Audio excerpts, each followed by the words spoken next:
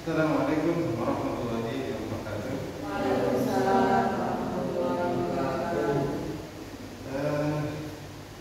Pada hari ini kita akan melanjutkan mata kuliah ilmu pendidikan Islam dan sudah pada materi tentang didik. Komponen pendidikan itu ada peserta didik, ada pendidik, ada materi yang dididikkan, atau mungkin juga ada metode yang digunakan untuk mendidik. Nah, kita akan bahas yang pendidik. Kalau kemarin peserta didik kita sudah membahas secara lengkap menurut saya ya. Kalau kurang lengkap kamu cari referensi lain, rujukan buku-buku, video boleh. Nah, terus kemudian kita juga sudah membahas bagaimana kedudukan peserta didik. Kalau dulu peserta didik itu dianggap tidak tahu apa-apa, maka sekarang guru harus memposisikan peserta didik itu sudah memiliki pengalaman pengetahuan. Cara mengajar menjadi berbeda, pendekatannya menjadi berbeda. Murid tidak lagi diposisikan sebagai objek. Murid sekarang harus diposisikan sebagai subjek. Artinya pembelajaran harus diperuntukkan untuk murid. Usaha apapun dalam kegiatan pendidikan itu sebetulnya akan untuk murid, untuk peserta didik. Karena itu kemudian pendidik itu sebetulnya sifatnya membantu. Apakah kemudian diartikan pendidik itu sebagai pembantu? Orang yang membantu biasanya kan disebut sebagai pembantu. Apakah kemudian guru atau pendidik itu bisa disebut pembantu? Kalau disebut pembantu kan ya Pak, itu kedudukannya kok kayak rendah banget gitu, kayak jongos kan beda Mas ya. Harus secara, jadi ini menjadi PR sendiri, menjadi kajian kita tentang pendidik juga. Bagaimana sih kedudukan guru yang ideal? Kalau dulu bagaimana, kalau sekarang bagaimana? Kita kemarin juga sedikit menyinggung tentang ya berbagai problem yang dihadapi oleh bangsa kita terkait dengan peserta didik kita yang barangkali belum sesuai harapan. Ada juga kajian-kajian terkait dengan bagaimana pendapat kita tentang cara memperoleh ilmu yang mungkin menggunakan pendekatan spiritual, sehingga nanti diharapkan sekonyong-konyong itu pintar, sekonyong-konyong jadi orang pintar, sekonyong-konyong bisa jadi cerdas walaupun tanpa belajar. Itu kemarin kita membahasnya terkait dengan ilmu laduni, gitu ya. Nah, itu ada yang kayaknya hobi mencari ilmu laduni. Baik, kita akan kaji seperti apa sih pendidik itu dalam konteks pendidikan Islam. Nah, ini ada konteks pendidikan Islam, ada konteks pendidikan secara umum. Kalau kita mengkaji apa itu pendidik, maka kita akan perkenalan juga dengan istilah-istilah lain dari konsep pendidik. Ya, pendidik itu konsep lainnya seperti ini, ada guru, ada pengajar, ada pembimbing, ada ustaz, ada mudarris. Ya, ada lagi sebutan syekh. Terus apa lagi? kiai, bunyai. Tapi sebetulnya yang punya atribut pertama kali sebagai pendidik itu siapa? Ya mestinya pendidik itu adalah orang tua. Yang punya kewajiban mendidik anak itu siapa sih? Orang tua, bukan orang lain. Jadi sebetulnya orang tua itu adalah pendidik, tapi seringkali orang tua itu tidak sadar bahwa dirinya adalah seorang pendidik.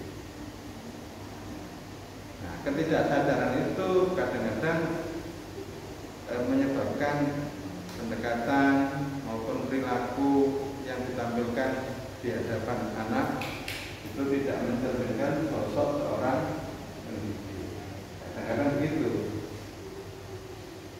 tidak menyadari bahwasanya perilakunya itu nanti akan dicontoh, akan diikuti oleh anaknya. Nah, kalau kemudian yang terjadi itu seperti itu, maka ya jadi rusak.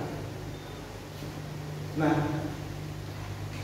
zaman di mana manusia masih belum memiliki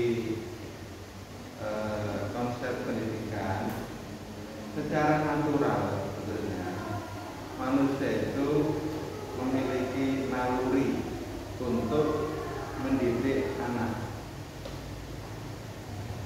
minimal membekali anak-anaknya agar memiliki kemampuan bertahan hidup. Itu ketika kita flashback ke era di mana manusia masih nomaden, ngerti nomaden? Masih hidup berpindah-pindah. Manusia itu waktu zaman dahulu kala hidupnya berpindah-pindah, tidak melakukan, tidak punya tidak hidup menetap dan tidak melakukan kegiatan bercocok tanam. Waktu itu maka cukup dengan berburu, mengambil barang-barang makanan atau mungkin buruan hewan di sekitar mereka. Nah, ketika itu pendidikan seperti apa dijalankan oleh orang tua? Ya, tentu yang lebih utama adalah pendidikan untuk bertahan hidup. Caranya gimana? Salam. Cara bertahan hidup bisa saja dengan misalnya mengajari anak untuk mengambil makanan di sekitarnya, apakah buah-buahan kan atau yang lainnya, atau berburu, atau juga melindungi diri dari berbagai bahaya. Jadi orang tua pasti mengajari caranya menghindari dari bahaya, apakah digigit ular kah, apakah nanti akan berhadapan dengan harimau kah, dan itu pasti diajarkan oleh orang tua pada zaman itu. Nah, ketika manusia sudah berkembang, peradaban sudah lebih maju, tentu kemudian ada proses yang berubah dari kegiatan pendidikan yang dilakukan oleh orang tua. Orang tua merasa tidak memiliki kemampuan lengkap untuk mengajari anaknya. Karena itu kemudian orang tua menitipkan anaknya kepada orang lain. Misalnya di era sekarang ini, kira-kira kalau kamu punya anak, apakah cukup pelajaran yang kamu sendiri yang memberikan materi pelajaran? Kenapa kamu nggak mengajari anakmu sendiri? Bukankah itu kewajibanmu? Kenapa kamu titipkan ke orang lain?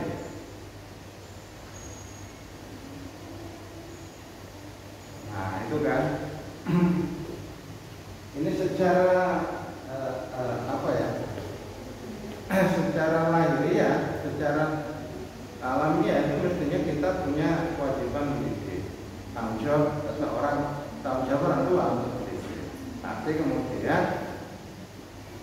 seiring perkembangan waktu ternyata ada banyak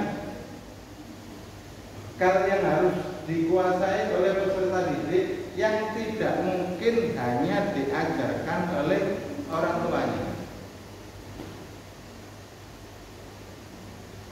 Orang tua sekarang apalagi sibuk, waktunya itu kayaknya habis untuk apa? Mencari nafkah, kan begitu ya? Nah, kapan waktunya? Kadang-kadang itu ya. Ketika orang tua itu sudah pulang dari kerja jam 4 sore atau jam 5 di rumah, kemudian anaknya minta dibantu untuk menjawab soal-soal itu aja, kadang kamu kan marah ya, orang tua kan udah marah kan. Kenapa marah? Karena udah lelah, pegel, capek, kok masih diminta ditanyain materi pelajarannya, padahal itu kan sebetulnya hal yang sepele kadang-kadang. Tapi tadi orang tua kadang-kadang sudah sangat sibuk dengan kegiatan pekerjaannya mencari nafkah, sehingga kemudian tidak lagi memiliki waktu. Nah, itu yang pertama, tidak memiliki waktu. Konsentrasinya adalah mencari uang, gitu kan? Orang-orang modern sekarang itu gitu.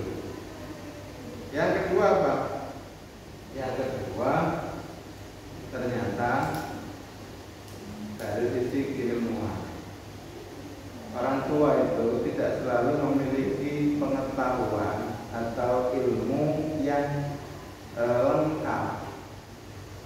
Apalagi di era modern. Era modern itu era yang mengharuskan spesialisasi. Spesialisasi itu apa sih? Kalau sudah kuliah S1 itu kan sudah harus khusus ilmunya itu. Sudah tidak lagi mempelajari banyak hal. IPS sudah dipecah-pecah menjadi jurusan-jurusan, IPA dipecah-pecah jadi beberapa jurusan. Nah, itu akhirnya kita itu tidak memiliki penguasaan di bidang yang lain. Kalaupun kita tahu itu nggak banyak, nggak sedalam orang lain yang menggeluti bidang itu. Begitupun orang lain nggak sedalam pengetahuan yang kita miliki yang terkait dengan pendidikan Islam. Nah, itu namanya spesialisasi. Sementara apakah kemudian anak didik kita itu hanya butuh satu bidang ilmu? Kan enggak. Nah, karena itu kemudian tidak memungkinkan seorang anak itu dibesarkan oleh orang tuanya sendiri. Dibesarkan maksudnya diberi pendidikan oleh orang tuanya sendiri. Itu tadi pertama karena faktor waktu, yang kedua karena faktor ilmu atau keterampilan yang dimiliki orang tua yang juga terbatas.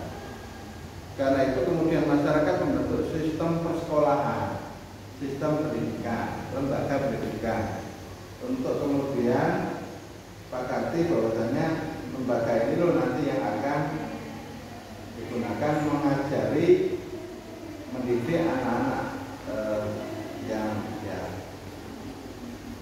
dari berbagai orang tua. Nah, itu bagaimana kemudian proses pendidikan itu terjadi dari waktu ke waktu, dari era sebelum modernisasi, di era sebelum modern sampai era modern. Ingat, modern itu ditandai dengan spesialisasi. Sampai sekarang kita masih spesialisasi.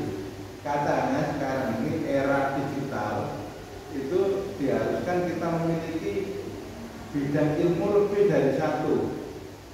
Jadi kita harus memiliki kemampuan yang general lagi katanya.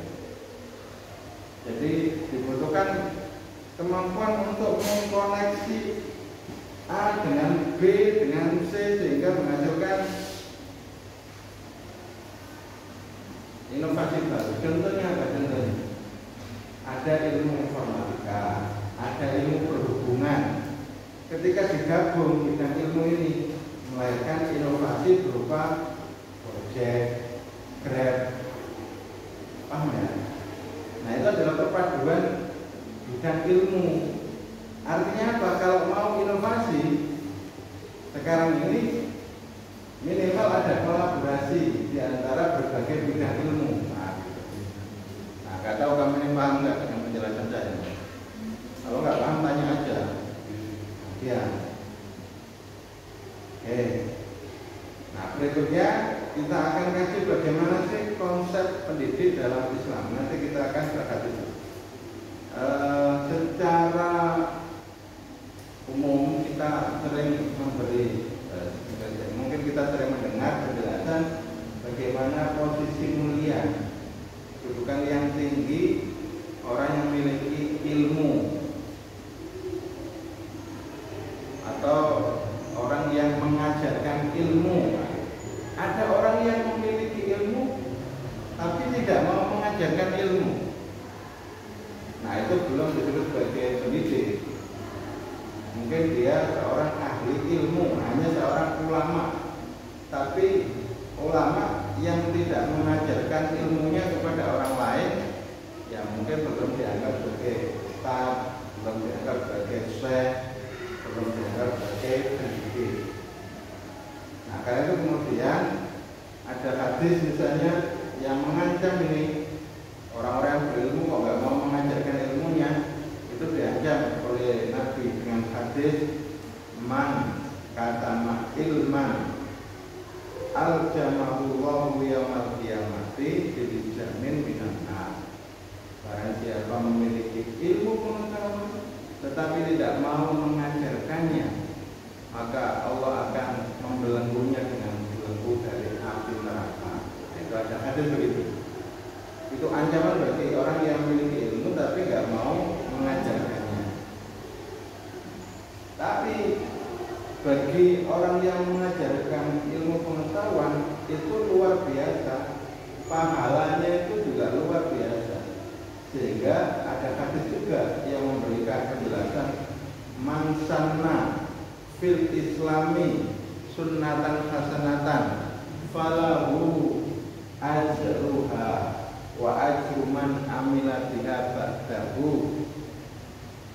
Itu hadisnya gimana penjelasannya? Siapa yang memberikan atau menerangkan jalan kebaikan dan kebenaran dan kemudian dilakukan oleh orang yang diajari, maka bagi yang mengajar itu pahala yang dilakukannya dan pahala yang pahala dari orang-orang yang melakukannya. Kamu mengajari Al-Quran kepada 10 orang, itu kamu dapat pahala. Tapi kemudian ketika 10 orang ini membaca Al-Quran karena bisa membaca Al-Quran karena kamu yang mengajarkan, maka kamu itu akan mendapatkan pahala dari 10 orang itu tanpa memotong, tanpa mengurangi pahala yang diberikan Allah kepada 10 orang itu. Nah, itu karena itu kedudukan pendidik itu sangat mulia di dalam Islam. Termasuk ada makalah kalau saya dari Imam Hasan Al-Basri.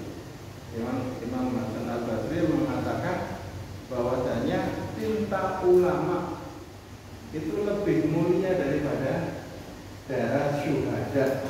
Bayangkan, darah syuhada itu kan kayak sudah tertinggi banget gitu. Tetapi ilmu pengetahuan yang diberikan ulama menurut menurut Imam Hasan Al-Basri itu lebih mulia kedudukan ilmunya para ulama ini dibandingkan dengan kerja kerasnya para syuhada yang sampai kemudian syahid di medan peperangan. Nah, itu adalah contoh-contoh bagaimana posisi pendidik dalam Islam itu menjadi sangat luar biasa. Oke, kita coba cari definisinya. Ada beberapa definisi yang terkait dengan pendidik ini. Nah, kalau di Undang-Undang Pendidikan guru dan dosen, ya, undang-undang tentang guru dan dosen itu dijelaskan bahwa guru adalah tenaga pendidik profesional yang memiliki tugas utama mendidik, mengajar, membimbing, mengarahkan, melatih, menilai, dan mengevaluasi peserta didik pada pendidikan anak usia dini melalui jalur formal, pendidikan dasar, dan pendidikan menengah. Itu kalau guru ya. Kalau dosen berarti di level perguruan tinggi. Guru yang berada di level perguruan tinggi. Nah, di sini yang dibicarakan adalah guru, bukan pendidik. Berarti pendidik formal itu sebutan resminya itu guru. Sementara kegiatan pendidikan itu tidak selalu dilaksanakan dalam lembaga formal. Ada lembaga informal yaitu keluarga, ada lembaga non formal. Itu misalnya pesantren, majelis taklim, atau misalkan pengajian-pengajian itu non formal, pendidikan non formal. Dan itu juga dilakukan kegiatan memberikan bimbingan kepada orang lain. Nah, mereka itu sebutannya pendidik, walaupun tidak disebut sebagai guru. Kadang-kadang ada yang menyebut guru, tapi ya umumnya itu bukan disebut guru.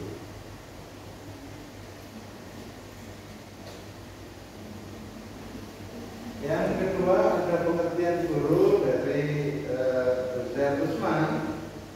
Guru adalah setiap orang yang berwenang dan bertugas dalam dunia pendidikan dan pengajaran pada lembaga pendidikan formal. Nah, jadi guru ini cenderung diartikan sebagai pendidik formal ya. Tapi apalagi dipersyaratkan profesional. Kalau dianggap profesional itu syaratnya harus memiliki pendidikan kualifikasi lulus pendidikan tinggi. Kalau belum lulus pendidikan tinggi, belum sarjana, maka itu sebetulnya belum dianggap profesional. Profesional itu cenderung spesialisasi. Kalau masih alia, masih SMA, SMK, itu belum dianggap spesialisasi. SMK memang vokasi, tetapi bukan spesialisasi.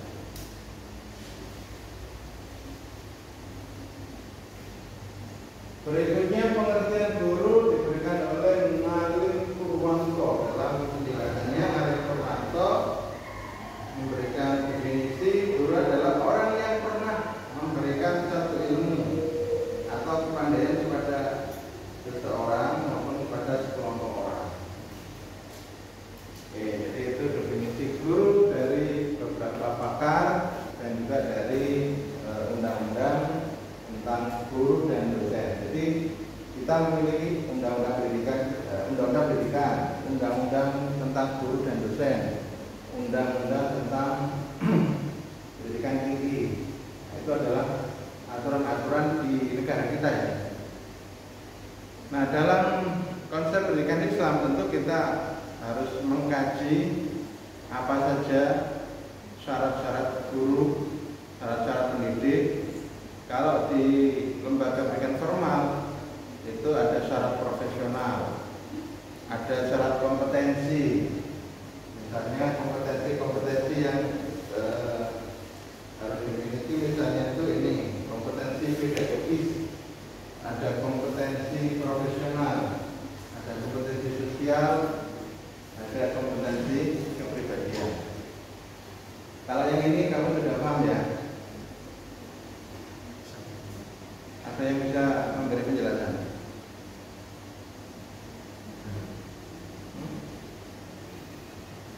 Coba beri penjelasan biar kamu lebih aktif gitu. Sebagai subjek itu kan kamu harus aktif dalam kegiatan pembelajaran di kelas.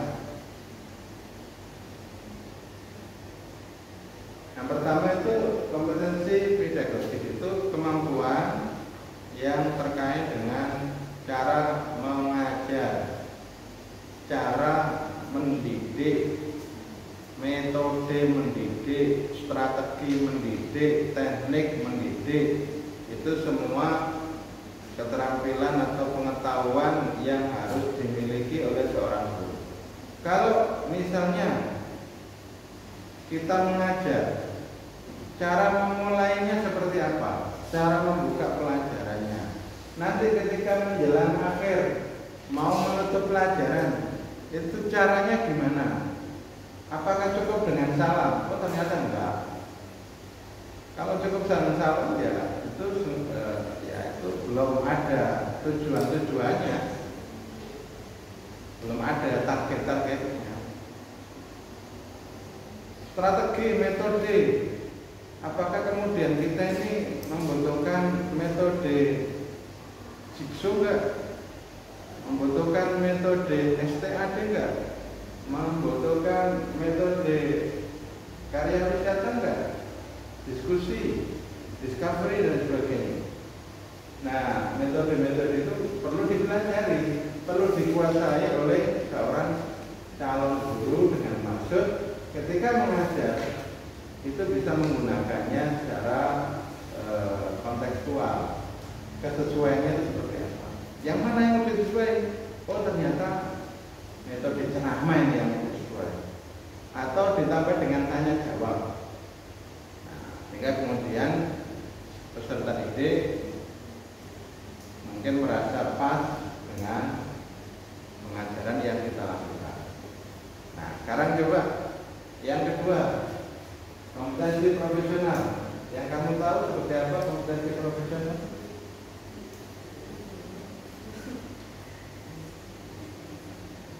Tadi kan sudah sedikit saya jelaskan. Nah, tinggal kamu ulang.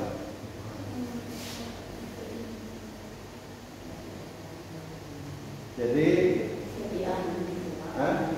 profesional itu ahli, maksudnya ahli itu gimana?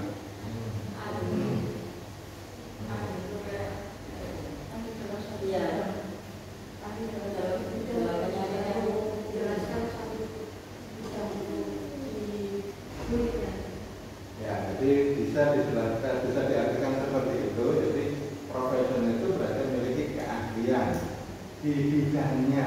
Nah, jadi ahli itu memiliki kemampuan di bidangnya, menguasai ilmu pengetahuan di bidangnya. Nah, itu biasanya sebagai ahli profesional. Jadi kalau yang pertama tadi itu terkait dengan didaktik metodik, pedagogis itu ya. Kalau profesional itu terkait dengan konten yang diajarkan atau ilmu pengetahuan atau keterampilan yang akan ditransferkan kepada murid. Nah, itu yang terkait dengan kompetensi profesional. Yang paling bagus itu kan gini, murid itu merasa gurunya pintar banget. Nah, itu yang kemudian perlu kamu miliki supaya murid itu seakan-akan itu bisa mendapatkan jawaban apapun dari kamu sebagai seorang gurunya. Sebagai gurunya itu kamu bisa menjawab pertanyaan apapun. Nah, bagaimana Pak kalau muridnya nggak pernah bertanya apapun? Nah, ada lagi kalau itu. Itu berarti gagal di yang pertama, tidak memiliki kemampuan mendorong muridnya aktif. Dipaksa aja Pak, dipaksa gimana? Sekarang kalau usah pemaksaan. Oke, kompetensi pedagogis, kompetensi profesional. Nah, yang ketiga yaitu kompetensi sosial. Seorang guru, seorang pendidik formal di Indonesia itu dipersyaratkan memiliki kompetensi sosial, tapi ini nggak ada ininya, nggak ada bukti otentik. Kalau yang pertama kedua, buktinya apa? Ijazah dari lembaga, dari prodi pendidikan misalnya. Nah, itu berarti sudah bisa memberi jaminan kalau kamu punya keahlian pedagogis, punya keahlian profesional. Tapi yang kompetensi sosial itu buktinya apa? Bisa aja buktinya berupa rekam jejak kamu. Kamu melampirkan sejumlah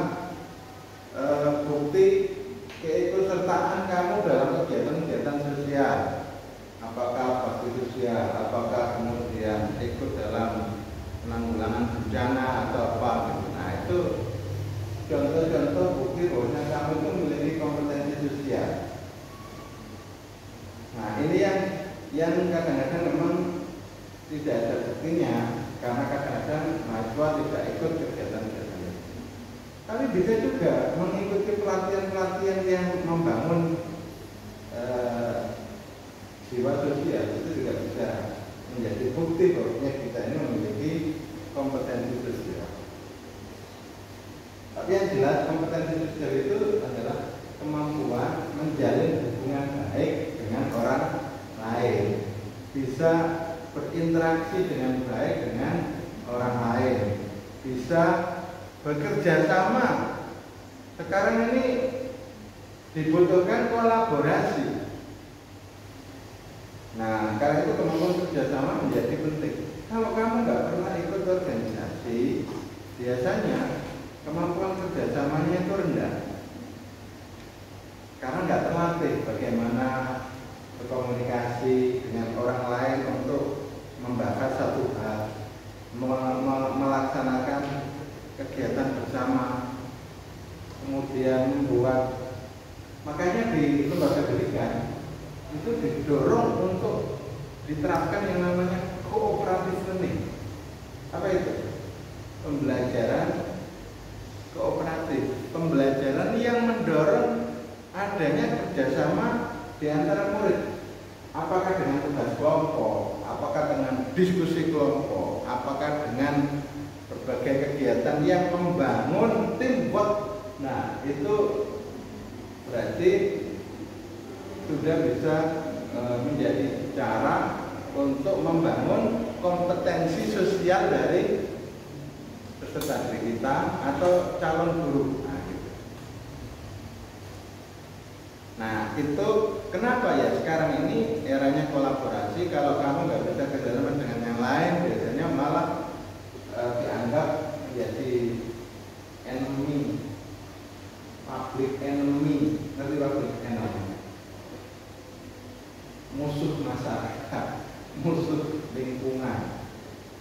Oh, kerja bakti atau mutu. Nah, itu berarti contoh-contoh dia tidak memiliki kompetensi sosial. Ya, kalaupun sibuk kan tetap ada komunikasi. Misalnya dengan ketua RT menyampaikan apa yang menjadi masalah, jika tidak dia nggak bisa ikut, tapi mau memberi kompensasi.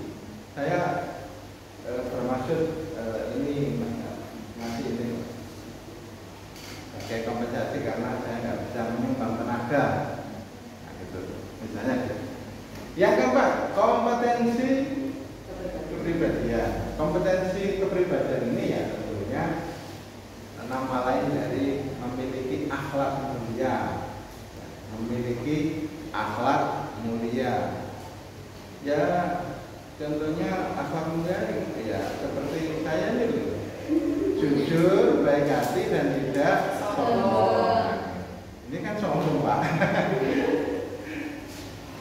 Ngomong gini ini kan sombong Pak. Berarti nggak sesuai dengan akhlak mulia. Kompetensi kepribadian. Jadi pendidik harus punya. Kenapa begitu?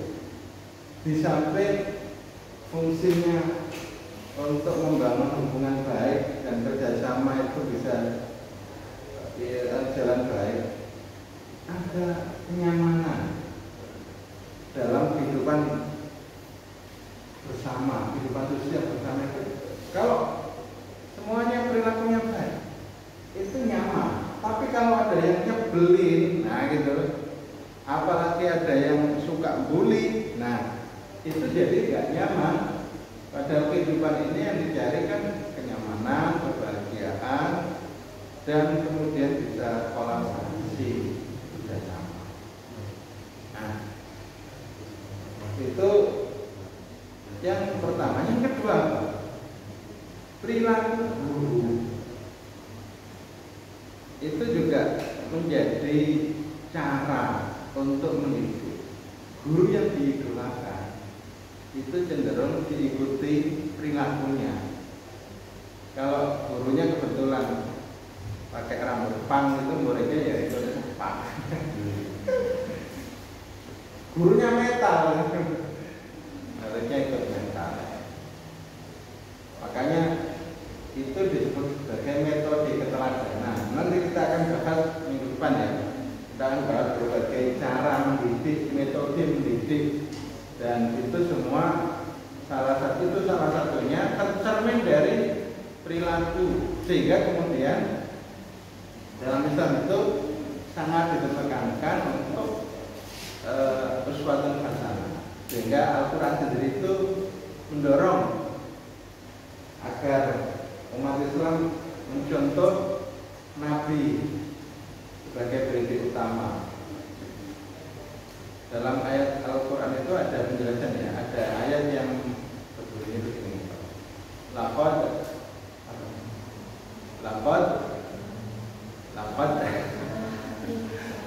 kana lakum fi rasulillahi uswatun hasanah. Sungguh dalam diri Rasulullah Muhammad SAW itu terdapat uswatun hasanah, contoh yang baik. Nah, contoh itu kadang-kadang lebih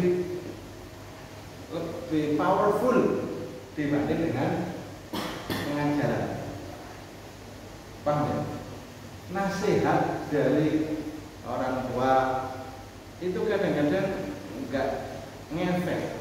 Yang lebih ngefek itu ya apa yang dilakukan praktek nyata dalam kehidupan sehari-hari orang tua.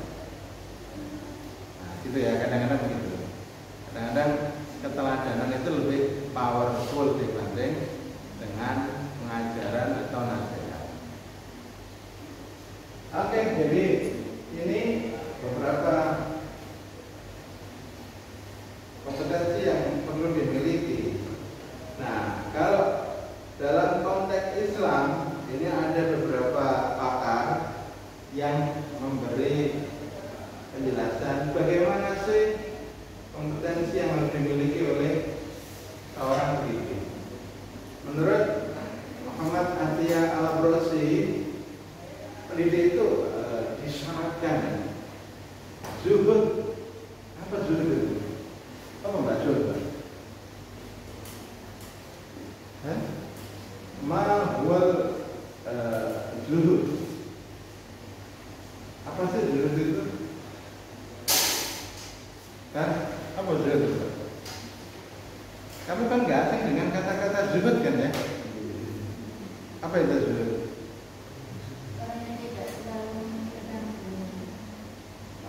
Kita diartikan begitu ya, orang yang tidak terlalu memikirkan. Ada lagi yang lebih penjelasan? Nazar. Ya cukup ini ya penjelasannya. Orang yang tidak terlalu memikirkan dunia. Yang dipikirkan adalah akhirat, itu ya. Jadi orang zuhud itu orang yang dapat dianggap ya orang yang menghindari untuk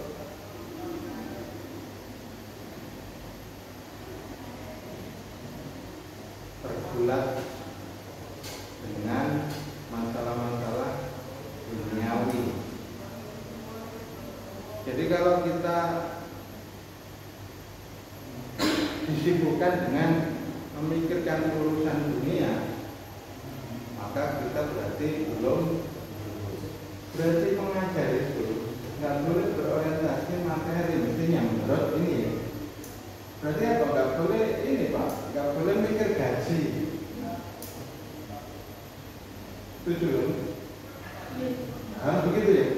Jadi guru itu nggak boleh mikir gaji. Itu contoh, berarti nggak boleh demo, itu nggak boleh. Misalnya gaji guru harus dinaikkan, itu berarti nggak boleh ya guru itu turun ke jalan untuk demo gitu. Nah, ini kok ngurusi dunia ini, ngurusi gimana sih?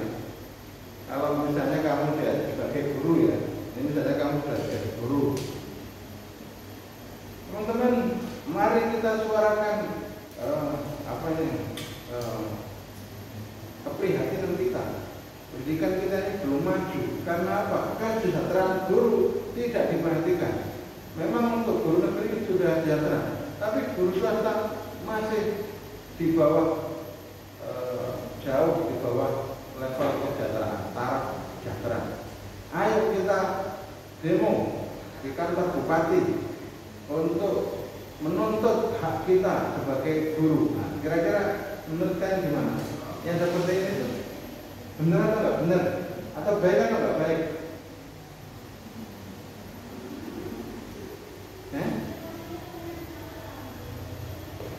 Kamu nih gimana? Baik atau nggak baik gitu?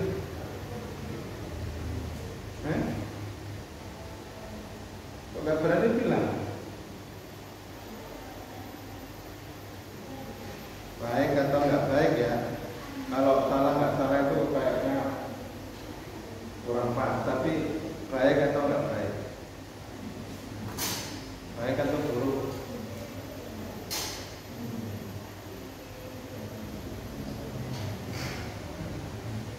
Nah, kalau syaratnya guru itu lurus, ya mestinya itu dianggap kurang baik. Jadi guru menuntut gaji yang lebih tinggi, kalau mengikuti syarat ini, ya mestinya nggak baik melakukan penuntutan itu. Bukankah tujuan kita memberikan ilmu itu karena Allah, bukan untuk karena mendapatkan gaji. Nah, begitu. Kalaupun ada yang memberikan gaji, ya itu alhamdulillah gitu ya. Kalau nggak digaji, ya innalillah gitu ya. Loh ya, berarti nggak sesuai dengan konsep itu tadi. Cuma harusnya umarok atau pemerintah itu harusnya mengistimewakan ulama atau guru. Karena itu zaman keemasan Islam itu pendidikan luar biasa, ilmu berkembang luar biasa. Karena apa? Karena pemerintah itu betul-betul memperhatikan kesejahteraan guru, walaupun pendidik, walaupun ulama itu tidak memintanya. Jadi zaman Imam Al-Ghazali ketika menjadi rektor Universitas An-Nizamiyah, dianggap sebagai universitas pertama di dunia bagi Islam, itu sudah difasilitasi dengan berbagai macam kemewahan.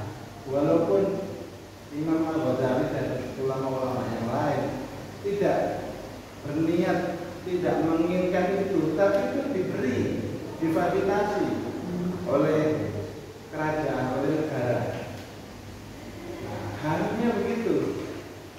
Pemerintah itu jangan sampai terjadi guru itu demo. Itu nggak bagus bagi jiwa pendidiknya sendiri itu.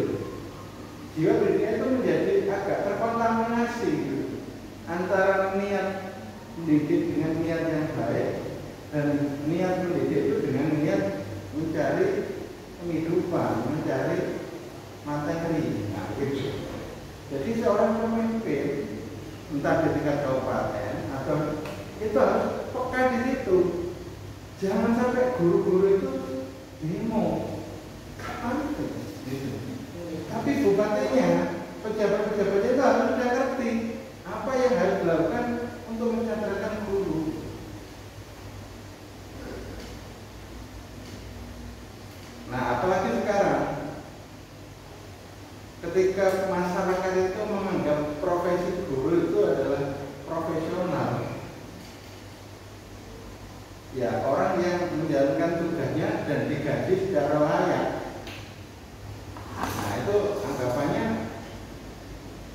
nggak perlu macam-macam ya, cukup dikasih gaji. Masalah lain penghormatan kepada guru itu menjadi kurang. Seperti bimbel itu kan kayaknya sebatas hubungan hubungan orang yang profesional gitu aja. Gak ada kedekatan batin antara didik dengan peserta didiknya, karena di situ hanya dijalin dengan jalan profesional. Gurunya yang memandang bahwasanya ini profesi untuk mencari materi, sementara murid adalah ya belajar untuk mendapatkan keilmuan, keterampilan yang itu kemudian tidak membebaninya untuk misalnya harus menghormati gurunya secara berlebihan dan sebagainya. Jadi akhirnya apa? Guru itu dalam konteks kekinian itu tidak beda dengan profesi-profesi lain. Seakan-akan begitu. Nah, ini dalam konteks Islam ya kurang tepat. Karena apa? Karena memang pendidikan itu nilai ibadahnya itu kuat.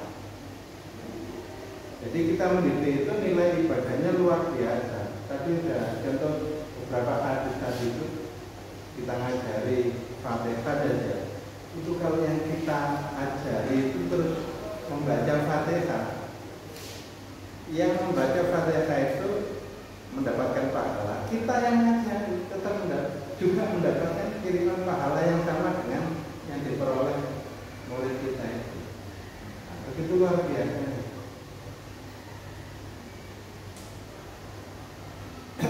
Ada yang mau bertanya, silakan.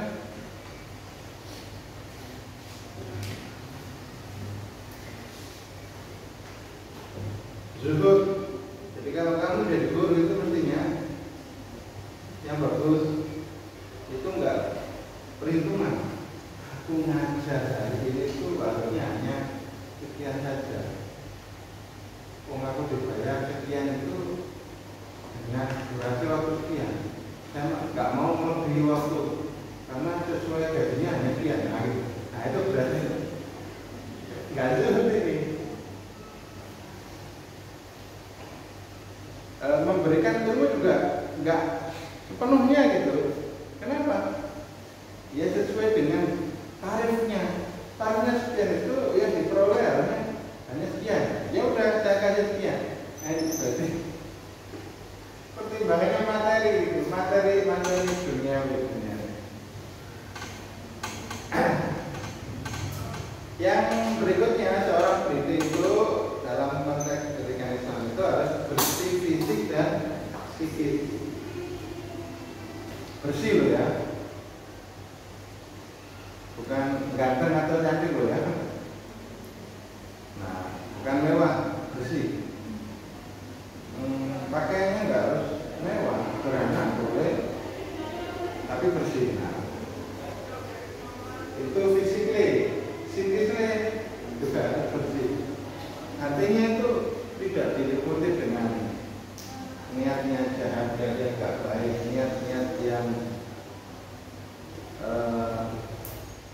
ya sifatnya itu duniawi gitu. Niat menolong itu yang lebih tinggi, niat membantu, niat membesarkan anak didik, mendewasakan anak didik. Itu niat-niat yang ada di dalam.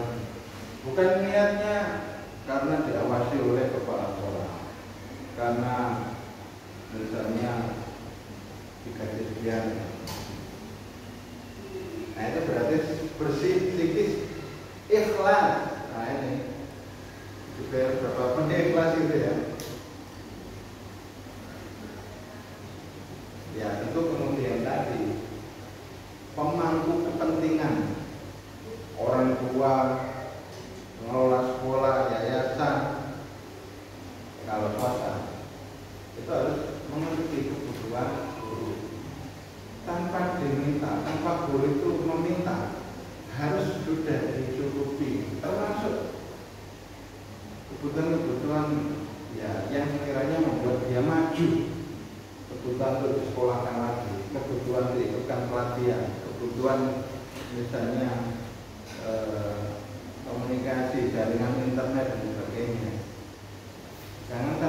guru itu kepalanya pusing mikirin selain pengajaran, selain pendidikan, mikir utang, mikir anaknya, sekolah anaknya belum dibayar dan sebagainya. Nah itu jangan sampai ketika kamu jadi pengurus yayasan, jadi kepala sekolah atau jadi kepala dinas, guru-guru kamu itu sampai terjadi seperti itu. Pemaaf,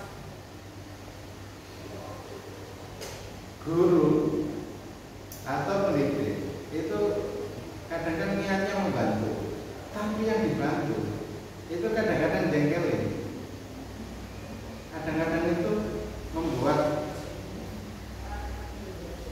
Nah kemarin ada kasus itu yang berpura-pura itu, karena apa, kadang-kadang kita itu ketika mengajar terus ada gangguan, itu hilang semua. Ya, cuma memang itu ya tidak baiklah dengan cara seperti itu nggak baik. Nah cuma itu tadi, ketika ada muridnya, ada peserta didik yang tidak sesuai dengan yang seharusnya, tentu kemudian seorang guru itu harus memiliki jiwa besar untuk memaafkan dan berusaha untuk membantunya menyadari kesalahan dan mengubah perilakunya. Nah begitu. Dari berapa?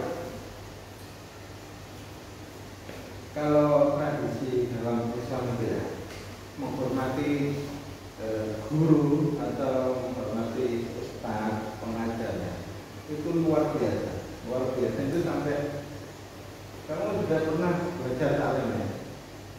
Nah itu contoh-contoh bagaimana supaya kita menjadi peserta didik yang baik, mendapatkan ilmu yang manfaat, ilmu yang barokah. Dan ada contoh, kamu ngerti Imam Bukhari. Nah, yang menulis hadis, mengumpulkan hadis, memfilter hadis sehingga kemudian dibukukan, ditulis menjadi satu kitab sehingga disebut dengan Sahih Bukhari. Ini adalah kumpulan hadis Nabi pilihan yang dianggap sahih. Nah, Imam Bukhari itu ketika belajar, entah belajar hadis atau belajar apapun dari gurunya, dan ketika membawa buku atau membawa catatan, akhlaknya bagaimana? Akhlaknya itu diceritakan. Imam Bukhari itu ketika diajar oleh gurunya membuka halaman kertas saja itu dengan cara yang halus sekali. Kenapa? Khawatir gurunya itu teralihkan perhatiannya terhadap yang dilakukan oleh Imam Bukhari. Begitu dia berperilaku seperti itu dengan gurunya, sehingga kemudian karyanya menjadi luar biasa manfaat. Hanya kamu coba hitung berapa besar pahala yang diterima oleh Imam Bukhari. Setiap orang kan sekarang itu kalau misalnya mencari hadis Nabi, ya udah dirujuk langsung ke Sahih Bukhari, Sahih Muslim, Musnad Ahmad. Nah itu adalah, itu tentu kemudian nilainya luar biasa, dan itu mungkin diperoleh karena akhlak mulianya sebagai peserta didik waktu itu.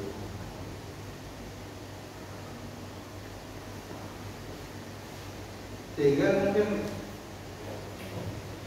menguap di hadapan gurunya itu gak mungkin gitu. Ya kan ya. Jadi itu kayaknya gak mungkin dilakukan oleh Imam Bukhari. Kenapa? Itu menandakan bahwasanya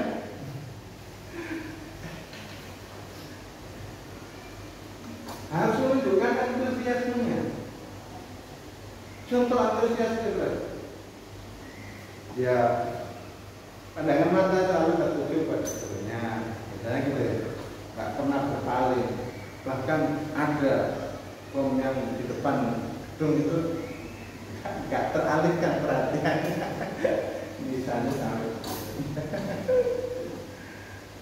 ya itu kalau itu ya terlalu langka.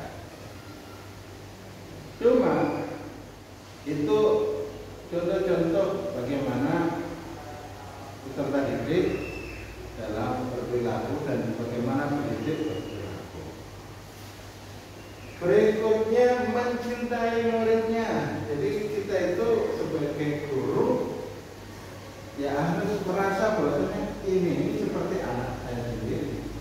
Saya ini maunya kamu itu menjadi orang yang sukses, bahagia, hidupnya berkah itu. Guru itu harus punya mindset seperti itu. Kamu bukan murid saya, kan? Kadang-kadang guru itu melihat anak didik itu seperti musuh. Kenapa? Karena dia merasa marah dengan muridnya. Marah kenapa? Lakunya begini, mau tak tonjok. Nah, kadang-kadang kan guru itu ya sisi manusiawinya itu muncul gitu. Kadang pengen marah, kadang macam-macam ya. Nah, maka harus dilihat kembali niat mendidik kamu. Niat kamu mengajar apa? Bukannya niatnya membantu anak didik kamu itu. Bukan ke kamu itu mencintai mereka agar mereka hidupnya nanti itu bahagia, sukses dunia akhirat.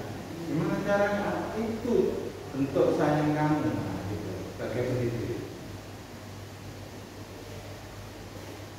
Mengetahui tabiat, pembawaan, adat, kebiasaan, rasa dari murid-muridnya.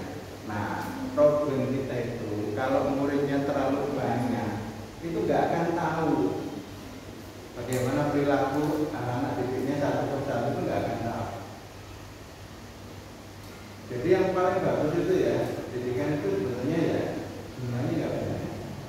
Tapi masalahnya kalau jumlahnya sedikit, itu biaya operasional itu sama dengan yang jumlahnya banyak.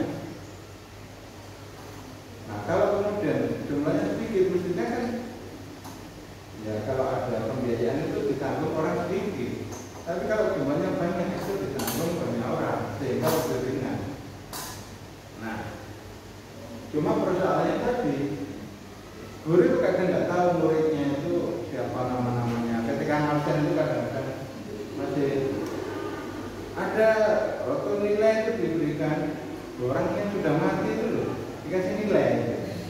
Nah, itu berarti gurunya itu ngawur, nggak tahu siapa muridnya itu. Sehingga kemudian, saking banyaknya Pak, paralel uangnya itu misalnya sampai 8 kelas. Ya nggak mungkin mengetahui satu persatu dari muridnya. Nah, itu problem kita sekarang ini begitu. Sehingga guru tidak bisa mengetahui sejelas apa pribadi peserta didiknya, tabiatnya, karakternya, perilakunya, watak-watuknya gitu ya. Itu tidak tahu. Nah, padahal tugas pendidik itu kan membantu perkembangan kita. Bagaimana bisa berkembang? Nah, kadang-kadang murid itu juga ngakali gurunya. Contohnya dalam hal ujian, guru itu kan memberi evaluasi tes dengan maksud mengetahui yang sudah bisa dan yang belum. Kok contohan? Akhirnya apa? Akhirnya kan dia dianggap sudah bisa karena yang untuk temannya yang bisa. Akibatnya guru nggak tahu kalau anak ini belum bisa. Nah, itu makanya diharapkan ketika ada ujian itu ada kejujuran di sana, tidak ada kekurangan, tidak ada penyimpangan sebagainya. Karena tujuannya itu, kita itu apa adanya. Nah, bisa ya kita ya dikerjakan semaksimal mungkin, tapi kalau nggak bisa ya udah diserahkan. Pak, nanti nilainya kalau nggak lulus gimana? Kamu kok takut nggak lulus? Lebih takut nggak lulus daripada takut nggak jujur ya. Mestinya kan lebih takut nggak jujur daripada takut nggak lulus.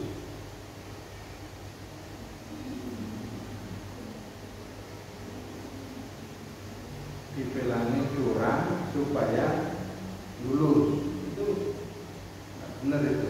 Maksudnya kalau nggak bisa kan bisa ngulang lagi.